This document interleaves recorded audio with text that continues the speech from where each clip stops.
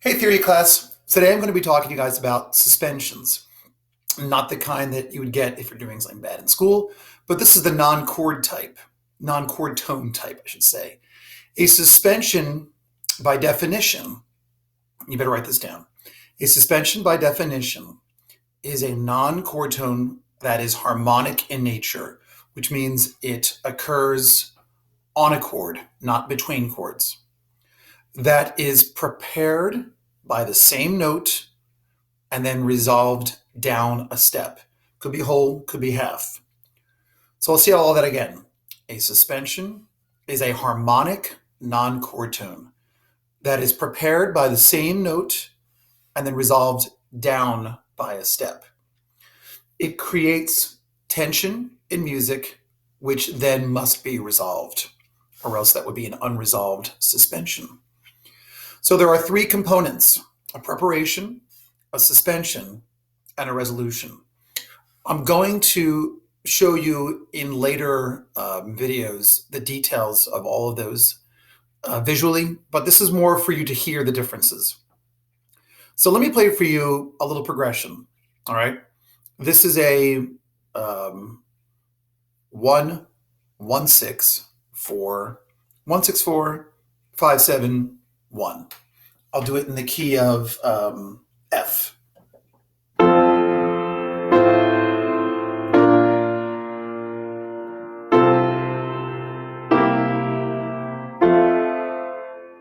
Again, just no non-chord tones. Just 1, 1, 6, 4, 1, 6, 4, 5, 7, 1. Okay. Now I'm going to put in some suspensions and listen to them. Here we go.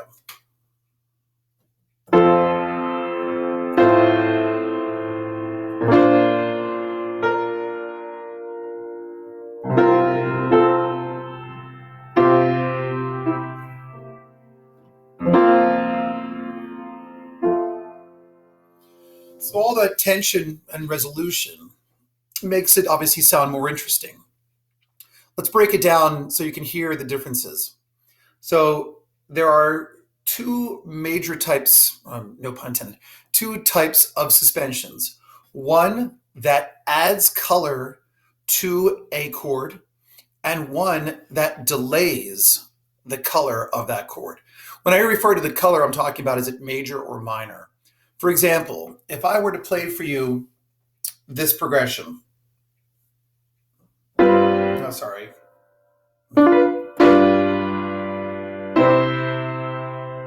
That's a 5, 7 to a 1. Okay. But I'm going to put in a suspension in there.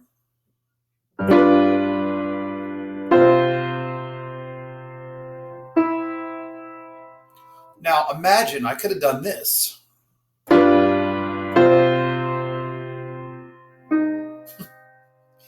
So in that suspension, I was delaying what the quality of the chord was. Was it major? Was it minor?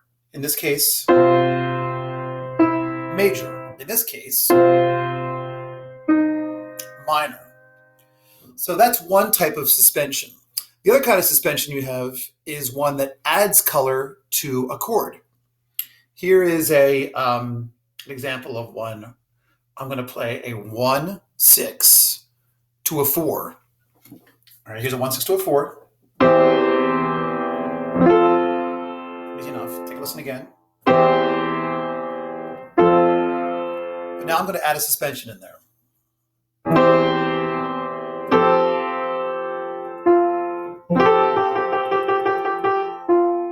Okay?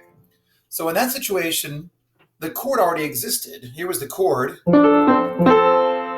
And I added in that to resolve it down. So the major chord was already there. There is that suspension, which some of you would understand it as an add 9 maybe, resolving down. Okay? So there was a major chord that had a suspension. Now if I did something like this, so now we're in minor, obviously. Listen to that with a suspension. Hear that bite right there? Okay. So those are all the other type of suspension that you have. All right, now listen. Now I'm going to isolate out the preparation, then the suspension, and then the resolution. You'll hear that the preparation and the suspension are the same note, and then the resolution is going to go down with different examples. So it always goes down, never goes up. Going up is something called a retardation. So we'll get to that later. But this is a suspension. So here's one. Let's try this. Okay,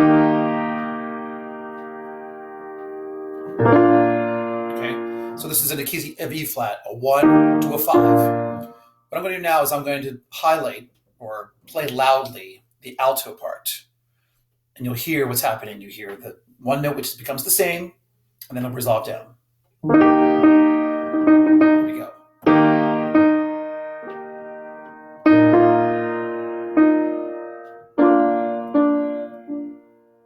I'll sing it for you. Right, so here's that alto part coming through.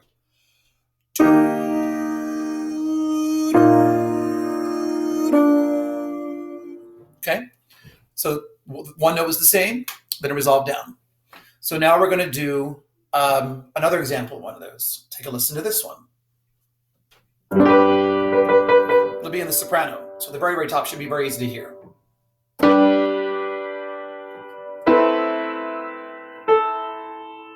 Let me sing it for you.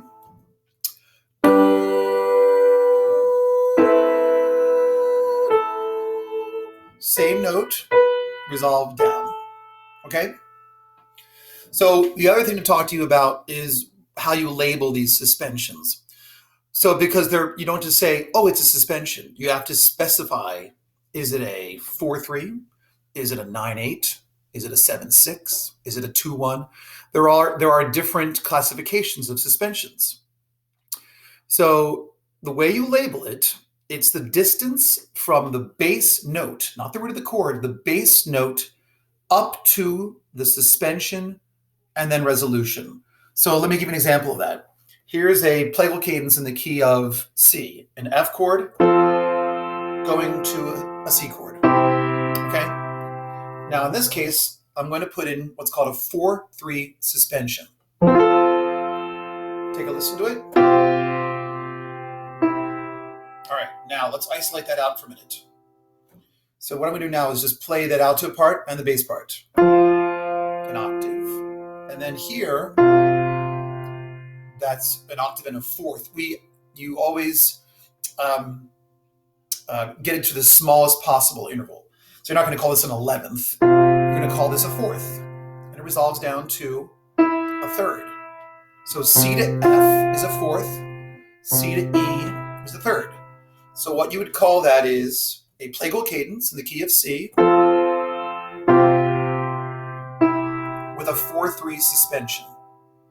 And then the figured bass would be, the suspension is written underneath the Roman numeral. So it would be a 1, and then you would write in 4-3 right below that. All right. Here's an example of a 9-8 suspension. All right, 9-8 suspension. I'll do it in key of A flat. So here is a 5-6-5.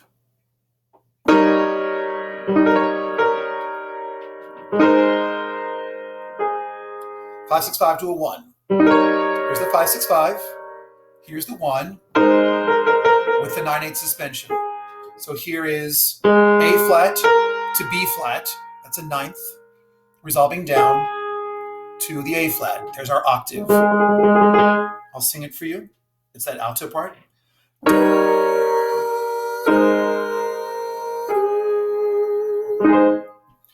And for those of you who understand pop or jazz writing with regards to like chord symbols and stuff, some of you that play piano or have seen this before, if you saw like add 9 chord or sus4 or sus2, those chord symbols are derived from suspensions. Obviously, sus4 would be actually a 4-3 suspension. There's a lot in pop music. You know, the one that everyone knows big time is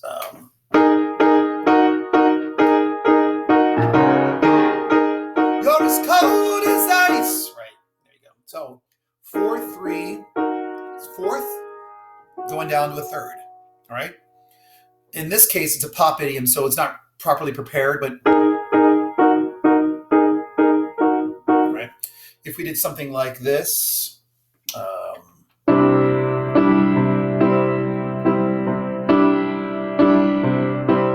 9/8 suspension, ninth octave. Or here's another 9/8 with a minor chord, obviously. Here's another 4-3 suspension.